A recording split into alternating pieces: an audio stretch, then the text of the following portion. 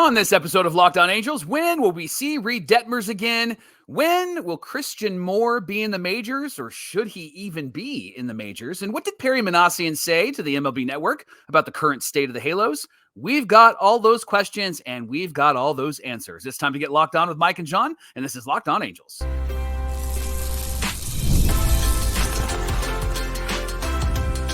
You are Locked On Angels, your daily Los Angeles Angels podcast. Part of the Locked On Podcast Network, your team every day. Yes, it is, and yes, we are. Thanks for making Locked On Angels your first listen of the day. You can find us anywhere you get your podcasts, including Apple Podcasts, Spotify, and SiriusXM by searching Locked On Angels. And if you'd like to give back to the Super Halo Bros for all the Super Halo content, here's some things that you can do. Leave us a rate and a review on Apple Podcasts. If you're watching on YouTube, hit that thumbs up button. And if you're not subscribed already, please subscribe and become a Locked On Everydayer. And whether you're watching or listening, come over to YouTube, leave a comment. It's one of the best ways to get in touch with John and I and be a part of the conversation. And this episode is brought to you by FanDuel. This summer, FanDuel is hooking up all customers with a boost or bonus daily. There's something for everyone every day, all summer long. So head to FanDuel.com and start making the most out of your summer. Thanks for being here for this episode of Locked On Angels, where it's your team every day. You've got the Frisch Brothers here with you, a.k.a. the Super Halo Bros. My name is John, and that's my brother Mike. And my name is Mike, and that's my brother John. Mike, I'm wearing my Trash Pandas hat today because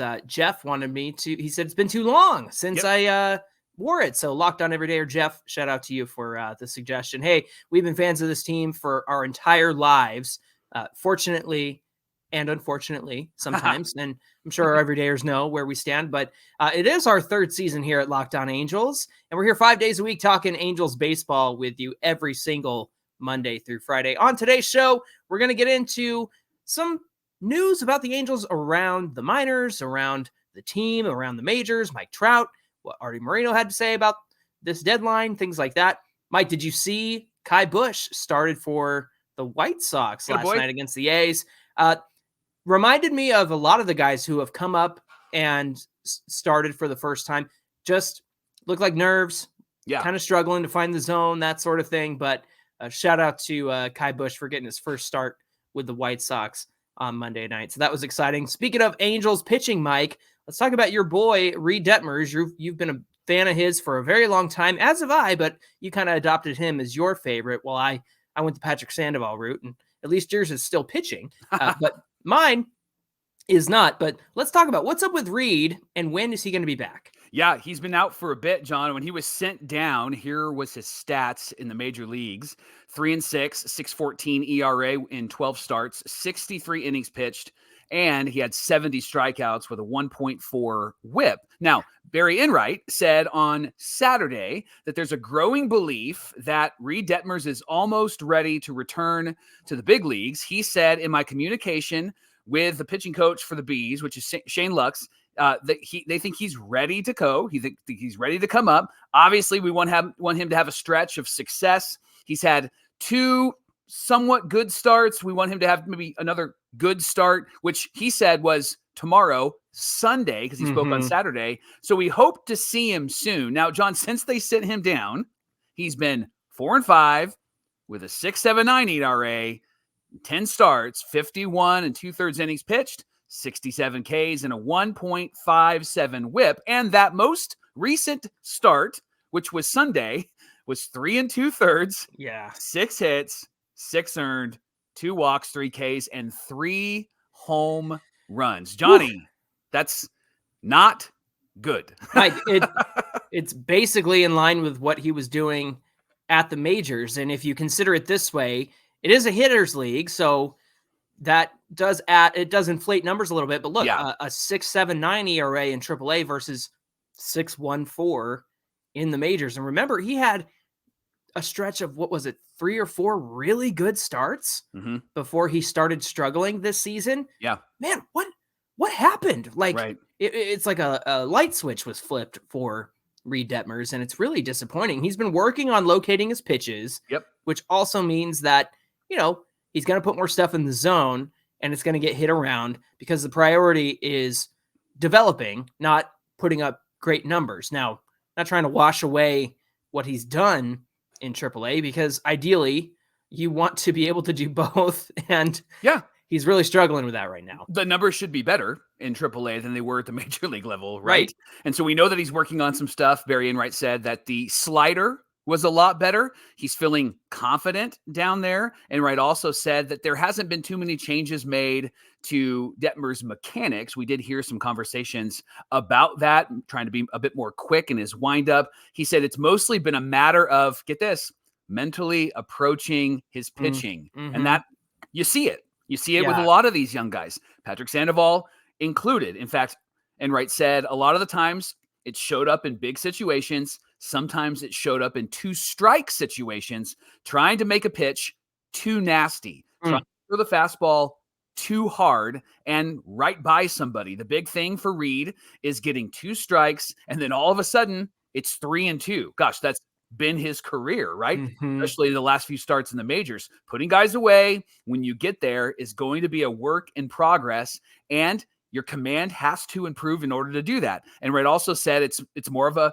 mentality of trying to make them hit instead of trying to make them miss. Now, all of that sounds great, but again, you can't ignore the fact that Reid Detmers' numbers are not great at the major league level and at the minor league level. So, Johnny, what do you do with Reid Detmers if you're the Angels? Yeah, I don't think you have to do much with him except for if they like the progress he's making, if they like, like he said, the slider's looking good, but it's the matter of, you get 2 strikes and then what are you going to do? Yeah. And so for it to be a mental thing, a cerebral thing, like we've brought up before, where you have to kind of read the room, read the situation, and think about what you just threw versus what you're going to throw next to fool a guy when he's down 0-2. Yeah, maybe throw that slider off the zone a little bit, but when you come back with it again, do it a little bit closer and maybe get him to reach. So, Mike, that's the thing is Detmers, I won't say that he was like fooling a lot of people when he was up here. And it kind of sounds like that might still be the issue, but it is good to know that slider that he has is a lot better because we all know that he's messed around with that slider a ton over his career. But what is he, 24? Is he 24 right now? Yep. I don't know. I'm not worried about Reid Detmers, especially because it's not like we're marching toward the postseason or anything like that. So I think, Mike, your timeline might be correct. September, you said you'd keep him down there until September. And I went, Michael, give me a break, Michael. And I humbly hang my head because you were kind of correct about that. Now, there is a question about his future and timing and dates and when he could be back, if he comes back. Why don't you get into that for us? Yeah, Detmers needs to return to the majors by August 19th in order to have a chance to have the same service time that he would have had before his demotion. Now, the Angels optioned him on June 1st. If Detmers returns by August 19th and then stays in the big leagues, the Angels would have him under control for 3 more seasons before free agency. If he comes back on the 20th or later, the Angels would control Detmers for 4 more seasons. So Detmers is going to be arbitration eligible next season as long as he returns by September 10th. Johnny, what do you think the Halos are going to do here? They're going to prioritize control over Detmers or development of Detmers? I don't think it's an or. I think it's the same thing. I think you can prioritize your control by keeping them down in the minors to keep working on things. Yeah. Because that's where the development, quote unquote, is happening. Look, my concern here was that Barry Enright, not to say that he wasn't involved, but I was like, man, if you're going to keep Reid Detmers away from Barry Enright down in AAA, is that the best thing for him? Obviously, you don't want him to continue to struggle at the major league level. So that's why he is down in AAA where, everything's made up and the points don't matter, a la Who's Line. But at the same time, it sounds like Barry Enright is very, very much involved with the development. Mike, isn't it refreshing to hear from the pitching coach because they're allowed to speak to the media and give interviews? And even Enright and I have chatted on our socials before. Like, what a refreshing way of going about, handling this kind of stuff. So yeah, kind of silly that that's where the Angels were in years past, but it is nice that Enright is so upfront about stuff. So yeah, Mike, I don't think it's an either or. I think it's, you can prioritize your control over Detmers, get that extra year of control, and continue to develop him. Now, I would question the fact if Detmers was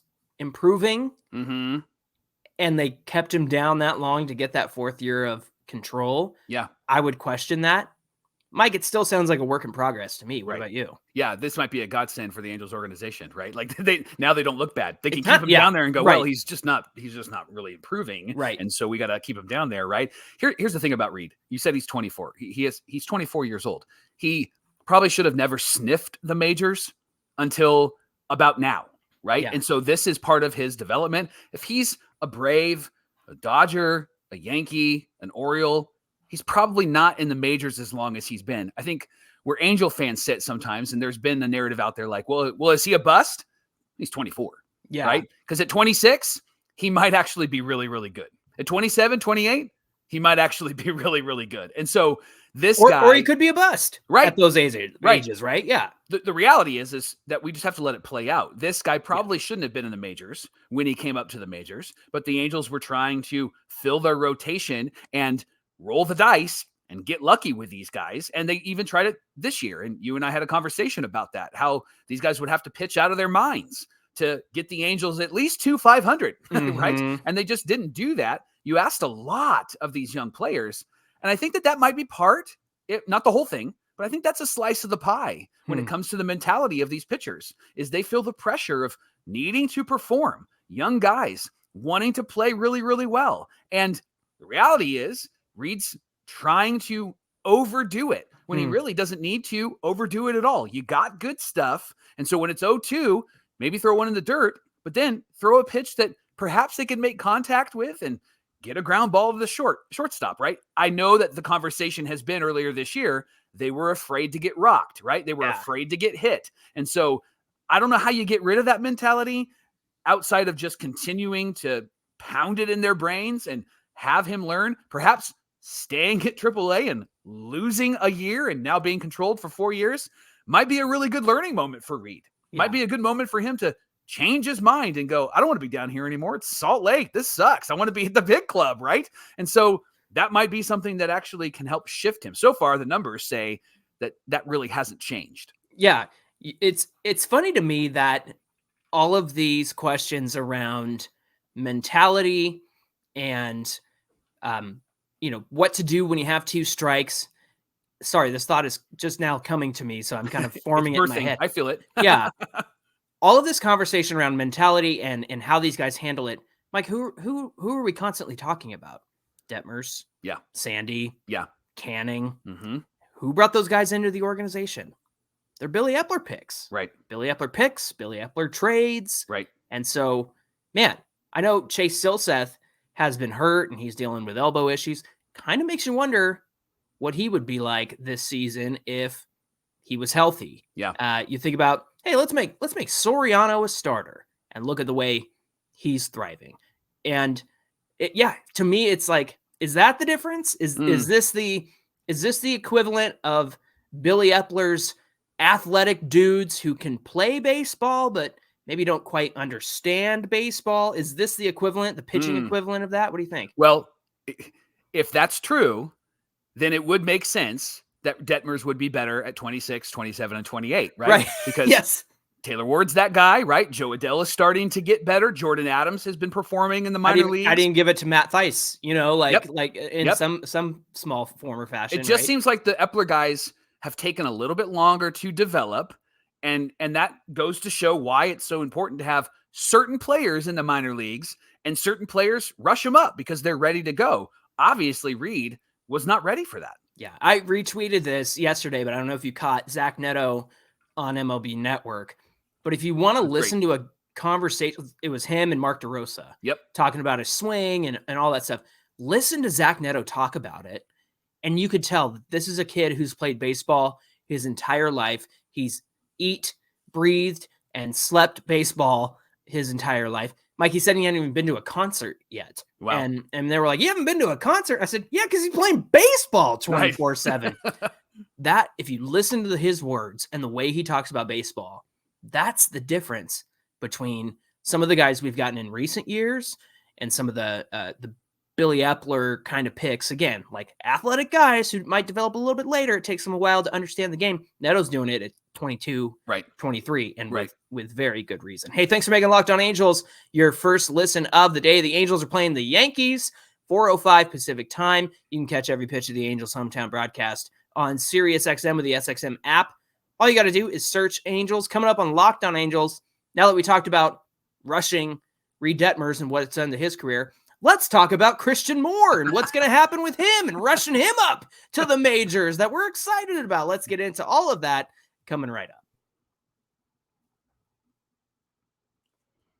Everydayers, you can get supplies from the site that's made for skilled trades, supplyhouse.com. It's the most reliable way to order plumbing, HVAC, and electrical products online. Their easy-to-use website is packed with helpful resources and the latest product info to help you get the job done right. Shop a complete inventory of over 200,000 parts from over 400 top brands. And when you do, you'll get your order delivered right to your door with fast shipping from coast to coast. And if you need help with an order, you get expert support and industry-leading service from the friendliest folks in the business. You can talk to a real person every single time, and pros in the skilled trade can get a competitive edge by joining supplyhouse.com's free Trademaster program. Every Trademaster gets access to a dedicated phone line, free shipping, and discounts on every order. You can join thousands of trade pros already benefiting from the free membership at supplyhouse.com/TM, and you can order plumbing, HVAC, and electrical supplies from anywhere in just a few clicks at supplyhouse.com. This is the Locked On Podcast Network, where it's your team every day. Now, for your second listen after you're done here with Locked On Angels, check out Locked On MLB. Prepare for the Fall Classic with Sully, who's got you covered from base to base, foul pole to foul pole, all that stuff across the league on Locked On MLB. It's available on YouTube or wherever you get your podcasts. It's part of the Locked On Podcast Network, where it's your team every day. And speaking of your team, the Angels in New York against the Yankees, 4:05 Pacific time. Mike, I heard the weather's a little dicey out there. I wish we had some summer storms out here in Southern California, man. I'm burning up. You can catch every pitch of the Angels hometown broadcast on SiriusXM with the SXM app. Just search Angels. Johnny, the Angels picked Christian Moore, the 8th pick overall in the most recent draft. He played 2 games with the Inland Empire 66ers and went 6 for 11 with 3 extra base hits, 5 runs, 6 RBIs, including a home run. So after 2 games,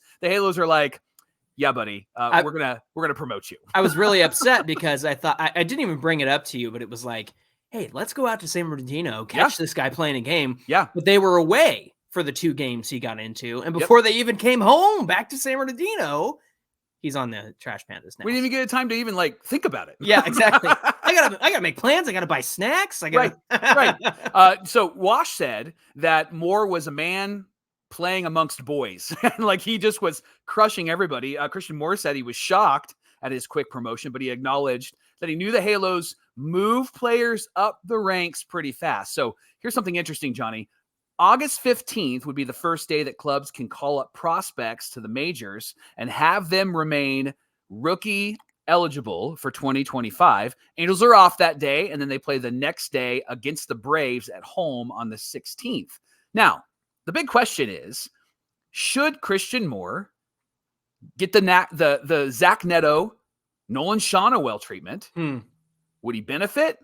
Would that be a problem? What do you think? At this point, I don't think that it would be a problem to give him a look. I don't know if he necessarily need to do that on August 16th. That's in a few weeks here, less than 2 weeks. Yeah.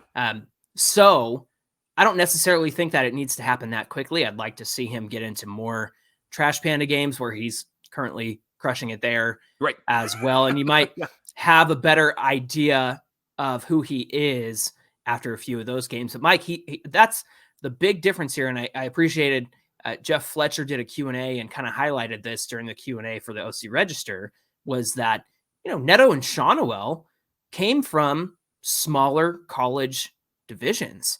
Christian Moore was playing at the tippy top level, right? In college for the Volunteers. So I think that is to say, of course he's a man amongst boys. That's what they say about our podcast and Locked On Angels.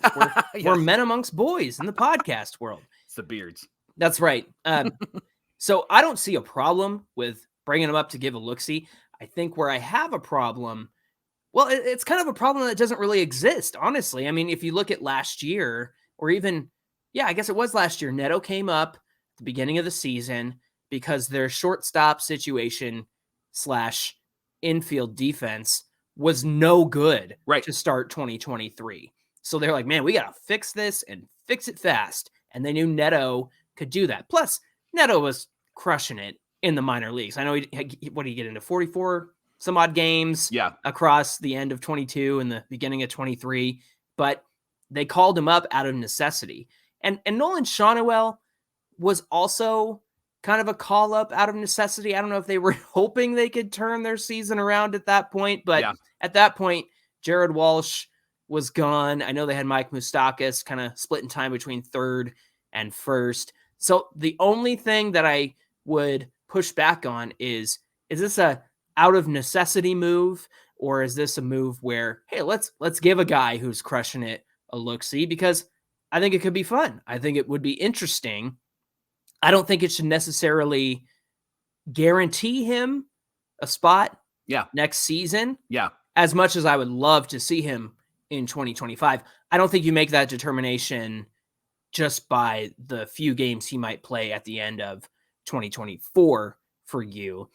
Having said that, Nolan Schanuel made quite an impression, and they went, hey, let's make him the first baseman going into 2024. So I don't know. There's a lot up in the air. The other element to all of this is the Angels were very clear about wanting to get him around Ron Washington and help him develop, defensively at second base.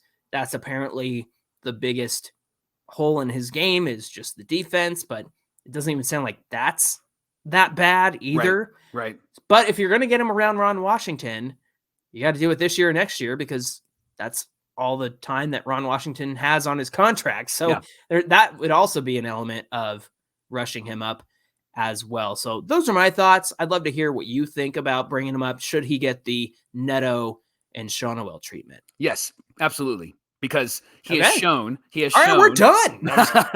He has shown that he has got great baseball IQ. He's a competitor, wants to play. The difference between him and Reid Detmers is you can just see it and you can hear it, right? You can see it in how he's playing, and you can hear it when he talks. No disrespect to Reid Detmers. I think that the Angels need to be wise about who they bring up. I don't think that they need to have every single one of their guys develop in the minor leagues, because if they're ready to go, this team could utilize them, and it could be a great young core at the major league level, right? And so I think you bring him up, give him a look-see. I also think that if he doesn't come up in the next few weeks, I think he gets a spring training non-roster invite just because they want to see, and I could see them making a move maybe at spring training.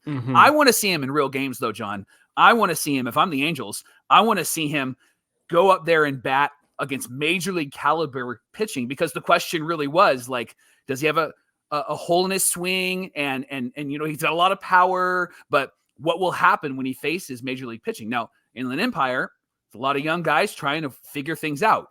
The Trash Pandas League, AA, that's where we've seen a lot of our young guys go from AA to the major league level, because it's more of a pro ball, pro style. I think Salt Lake, the numbers might be a bit grown, because in Salt Lake, Keston Hira is looking like Barry Bonds, right? And so I think that's the danger of Salt Lake. So if I'm the Angels, I'm bringing him up. I want to see what he can do. And that doesn't mean you have to make a commitment to him for next year. I would bring him up after a certain date so that he does have rookie eligibility for next year.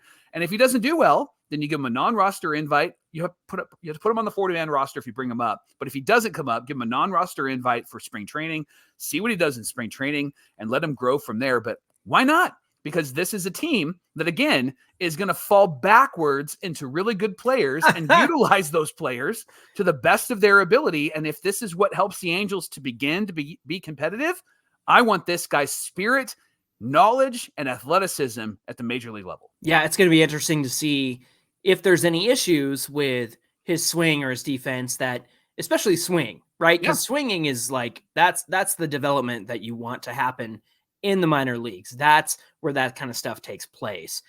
But at the end of September, or at the end of the season in September, you might also be able to do a little work with some of the hitting coaches as well.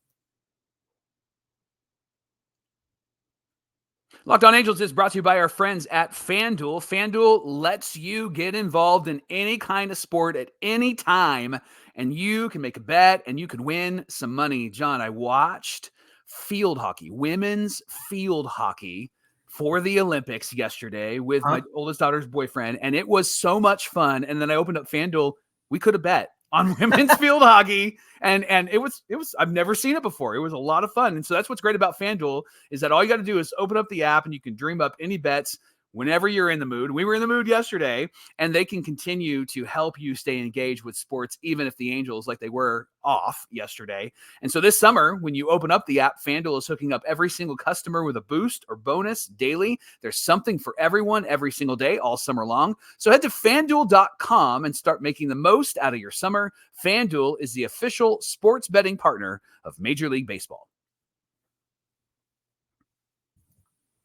Mike Perry Minasian joined MLB Network Radio, had a lot to say about a range of topics regarding the Angels. Of course, on everybody's mind, top of mind for the Halos was the fact that Mike Trout's re-injury of his meniscus was kind of topical at the time. So this is what Perry Minasian had to say. He said, anybody that knows Mike Trout knows how much he loves this game, knows how much this organization, this fan base, this team, and this building means to him. He said he's had a tough 4 years. He's someone who's made a commitment here and was obviously rewarded for that commitment he made, and he wants to live up to that. Do you believe that? Do you believe that's Mike Trout's posture, according to Perry Minasian? What do you say? Yes, absolutely. And I think what we have to stop doing is infuse our thoughts, feelings, and emotions on Mike Trout. And what would we do in this situation? Oh, we're going to demand a trade. I don't think that's Mike Trout. Honestly, well, I don't think it's him at all. You know what drives me crazy is why would Mike Trout want to trade? So he can be injured on the Phillies? Right. So he can be injured on the Yankees? I mean, that's the thing that drives me absolutely insane is people talk about his last 4 years and, oh, I can't believe the Angels did this to him. And it's like, he signed an extension for a lot of money when he could have gone to free agency and probably got more money. Yeah. That's not going to stop the injuries from happening. Like, he's loyal to the team that brought him up because he wanted to win here. Yeah. So just get out of here with that nonsense of, I can't believe they did this to him. And it's like, hello, he would have been just as hurt anywhere else on any other team. So if you want to make him your issue, then there you go. But yeah, that narrative, first of all, doesn't make any sense. And it also drives me nuts. Perry was also asked about Arte, and he said this: Arte knows where we're at. He knows how big of a year this was as far as letting our young players play, letting our young players develop, giving the at-bats to the right guys, giving the innings to the right guys. John, that doesn't sound like we're going to be competitive. No. That sounds like a completely different narrative, right? Well, it's funny because he says he knows where we're at. Yeah, we're there now. Yeah. But before the season started, Arte Moreno, and from his ivory tower, interviewed his once-a-year interview with the media and said that he believed this team could compete. And that's the point. Yeah, right. That's the point I was making. Yeah, all off season, we heard from Perry Minasian about how this team wants to be competitive. And you and I sat here day after day, week after week, waiting for the competitive free agent signings and the competitive trades that they should have or could have or would have done. And all off season, Mike, we talked about, well, here's Jake Marisnick, and yeah, right. He'll be good depth. Here's Willie Calhoun. He'll be good depth, and we never got any competitive moves except for Robert Stevenson, who obviously was already hurt, and they had that elbow contract going on there. And Matt Moore was a competitive move because he had a great 2023, and so for them to bring him back, yeah, you made your bullpen good, except you signed somebody who was already hurt, and then you didn't do anything else except sign depth. But that was about it. So this whole idea that he knows how big of a year this was as far as getting our young players to play and develop, that's not what you said at the beginning of this season. So maybe he recognizes it now, and at least he's aware and conscious of what's going on the field and with his team, because otherwise we wouldn't know. We wouldn't know, Mike, if he knew that or not. So Perry did speak on setting the bar on trade returns and then also the interest in Carlos Estevez. He said the biggest thing for us was talent. We looked at the guys that we thought other teams would be interested in. And the baseball operations team said at the deadline, we set a bar for the talent that we could get back. So essentially, if we're going to trade Rengifo, here's our minimum bar for what we would want back. So I thought that was interesting, but also he said there was a ton of interest on Estevez. When you have a guy like that you love so much, it's a really tough trade to make, especially when he has the effect he does in the locker room. I thought that was an interesting comment. He said for Carlos, we probably had 12 or 13 teams express interest. Wow. And then he said last year, we weren't offered anything close to what they were offered this year for Carlos Estevez. So Mike, your thoughts on setting the bar high, or at least setting a bar and having an idea of what you wanted to get back for each player. And then of course, his thoughts on Estevez. Does that make you feel any better about the lack of moves at the deadline? I think that when it comes to like the Rengifos and the Wards, that makes sense. Yeah. Because those guys have some years connected to them.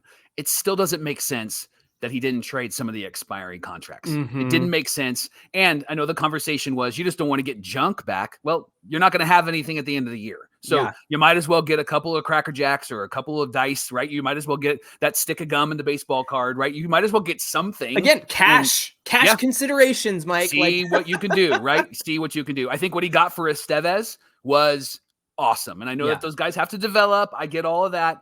But I think it was an awesome trade. And even Luis Garcia, I think it was an awesome trade. I think he really crushed it with those two trades. So that, honestly, I was already settled in my heart about that. When it comes to the 1-year deals, expiring contracts, I still wish that he did something with those players. It just makes you wonder what kind of players could have come back. Again, at that point, it's a lotto ticket, right? It's if you're giving away an expiring deal for a guy who's not very good, like Matt Moore this season, then you're going to get a lotto ticket. But at least you have the lotto ticket and you have the 1 in 1 trillion chance of hitting on something, right? But you don't even have the lotto ticket at this point. You don't have anything because Matt Moore is going to walk away at the end of the season. I could understand. I've seen a lot of conversation about Kevin Pillar and what he brings to the table. So that is an interesting element in terms of wisdom and years and knowledge and whatnot. I think the players like having him around. So that is also part of that conversation. Hey, thanks for making Locked On Angels your first listen of the day. Now make your second listen Locked On MLB podcast with our good buddy Paul Francis Sullivan. We call him Sully. He's going to make you laugh, make you cry, and make you smarter and prepare you for the Fall Classic. He's got everything covered on Locked On MLB, and it's available on YouTube or wherever you get your podcasts, and it's part of the Locked On Podcast Network, where it's your team every day. Hey, give us a follow at Locked On Angels on Twitter and at Super Halo Bros on Twitter and Instagram. Whether you're watching or listening, come on over to today's show on YouTube, get in the comments. The best way to get in touch with us, be part of the conversation. Mike, what do we have on deck for Wednesday's show? We're going to have your play-by-play recap of the Yanks game tonight, and so we're excited about that. And we're going to give you a few updates on a few players, including Caden Dana. A lot of people say there's nothing really to hope for in the minor leagues. They're wrong, and we're going to tell you why tomorrow on Locked On Angels. All right, looking forward to that conversation. We hope you'll come back and join us. Until then, my name is John, and that's my brother Mike. And my name is Mike, and that's my brother John. Thanks for being here, everybody, and we'll see you back here on Wednesday. The New York Yankees. The New York Yankees.